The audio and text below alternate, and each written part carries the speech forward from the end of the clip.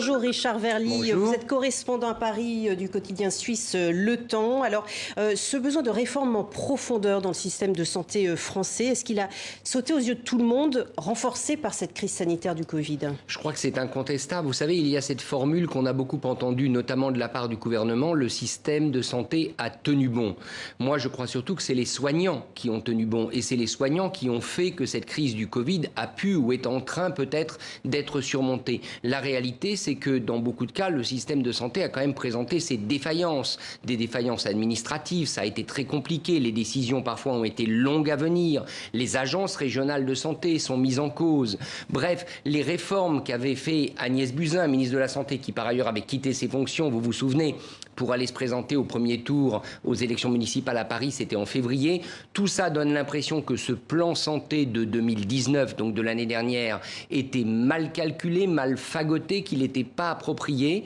Alors la grande question maintenant, c'est de savoir quelles leçons vont être tirées du Covid-19, parce que certes, il y en a qui sont manifestes, c'est-à-dire les rémunérations, la nécessité de revaloriser le statut des soignants, mais il y a beaucoup d'autres choses derrière, la réorganisation des hôpitaux, le maillage territorial. Est-ce que cette négociation va seulement être du donnant financier, donnant financier, ou est-ce qu'il va y avoir d'autres problèmes plus globaux qui seront abordés ? Sur la crise sanitaire, au niveau de la réponse européenne à la crise, l'Europe qui a souvent été critiquée pour son action en ordre dispersé, est-ce que, de votre point de vue, en tant qu'éditorialiste, l'Europe a failli dans cette crise ?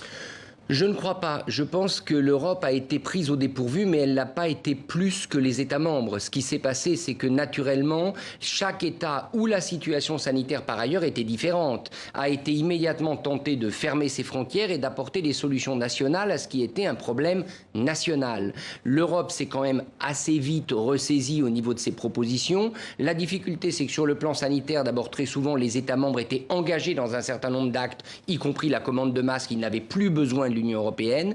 Le grand défi aujourd'hui de l'Union européenne, il est simple, c'est l'économie. C'est être capable de démontrer aux Européens qu'en étant ensemble, on est plus fort pour la relance économique. Mais est-ce que peut-être que aux populations européennes, on n'a peut-être pas suffisamment dit que l'Union européenne ne pouvait agir que dans la limite de ses compétences, des compétences qu'on lui donnait, et que la santé publique n'en était pas une?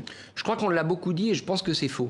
C'est-à-dire, évidemment, c'est vrai du point de vue des traités européens qui ne délèguent pas à l'Union européenne les questions sanitaires et les questions de santé, de politique de santé, mais par contre, l'Union européenne aurait pu en amont faire davantage. Il y a eu quand même dans les années 2012-2013, au niveau de Bruxelles, comme on l'a vu au niveau français, on a abandonné l'idée d'acheter des masques, de constituer des stocks stratégiques. On y repense maintenant. Donc il y a quand même des choses... erreurs en amont. Il y a eu des erreurs en amont et il y a eu aussi le fait que, après tout, la Commission européenne peut aussi quelquefois tordre le bras au traité. Angela Merkel, en matière économique, est en train de montrer qu'elle est capable de le faire. Donc n'exonérons pas la Commission européenne de ses responsabilités. Elle aurait pu faire mieux et plus vite. Alors justement, on va voir maintenant aux États-Unis, à Las Vegas, où le Strip, cette gigantesque avenue qui est l'essence même de cette ville hors norme, est fermée depuis le 17 mars et les effets économiques sont dévastateurs. En 2 mois, le chômage est passé de 3 à 25%. Voici cela avec Elsa Libaud. De toute son histoire, Las Vegas n'avait jamais vécu ça. Les touristes ont déserté les trottoirs, les fontaines du Bellagio sont à l'arrêt, les gondoles du Vénitien sont à quai, les tables des restaurants rangées. Depuis le 17 mars, les gigantesques hôtels-casinos de Las Vegas sont fermés aux visiteurs. Même les caméras sont interdites sur leur propriété. Tout est fermé. Tout le secteur. Tout le Strip. Pour la ville, c'est un cataclysme. Le chômage dépasse les 25%. Près de 200 000 employés de ces casinos géants sont à la rue. Sur les parkings de ces casinos, des files interminables de voitures. Ce sont celles de ces sinistrés venus récupérer un peu de nourriture, comme Eric. Je travaille sur le Strip, donc je n'ai plus de travail depuis le 17 mars. On attend juste la réouverture, c'est tout. Malheureusement, le Nevada est le seul État à ne pas avoir mis à jour le site d'inscription au chômage. Tous les autres États ont une assurance chômage. Et ici, on se bat toujours pour l'avoir. Vous n'avez pas de rentrée d'argent? J'ai reçu un chèque du gouvernement de $1 200.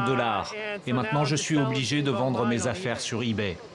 43 sites de distribution gratuite de nourriture ont été ouverts à travers la ville par Three Square, la plus grande banque alimentaire du Nevada.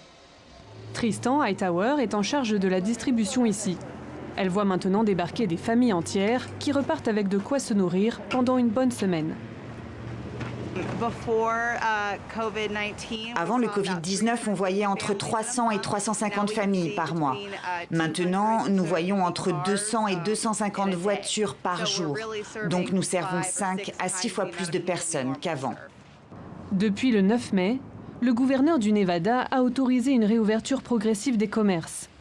Mais pour faire redémarrer l'industrie des jeux, il faudrait ouvrir rapidement les frontières de l'État. Sans cela, aucune chance de faire revenir les 42 millions de touristes qui font la fortune de Vegas chaque année. Voilà, les États-Unis où la barre terrible des 100 000 morts du Covid-19 n'est pas encore franchie, mais les esprits s'y préparent déjà. D'ailleurs, le New York Times aujourd'hui consacre sa une à la mémoire des victimes du virus. 1000 personnes citées une par une, on le voit derrière moi, évoquant pour chacune ce qu'a été sa vie. Donald Trump, dans cette crise, comment a-t-il géré ? Il en a surpris plus d'un. Il l'a géré de manière chaotique avec des propositions, on l'a vu, tout à fait farfelues du point de vue de la santé et du point de vue des éventuels remèdes miracles qu'il préconisait. Au fond, je crois que le destin de Donald Trump se résume lui aussi à l'économie et au fait que les Américains auront ou n'auront pas la mémoire courte. Si l'économie réussit à repartir, quand on regarde Las Vegas, on se dit que ça va quand même être très difficile dans des endroits comme ça. Mais surtout, si les Américains oublient ce qui s'est passé et que la tourmente électorale reprend, il a toutes ses chances. Au fond, sa grande chance, c'est d'une part la relative absence de Joe Biden, son adversaire, qu'on n'a pas vu pendant cette crise, qui ne s'est pas imposé comme une possible alternative. L'autre chance de Donald Trump, c'est la confrontation avec la Chine. Plus il va polariser le débat autour de la Chine, plus en quelque sorte il risque de profiter de ce réflexe nationaliste américain et de l'avoir, je dirais, derrière lui au moment de l'élection.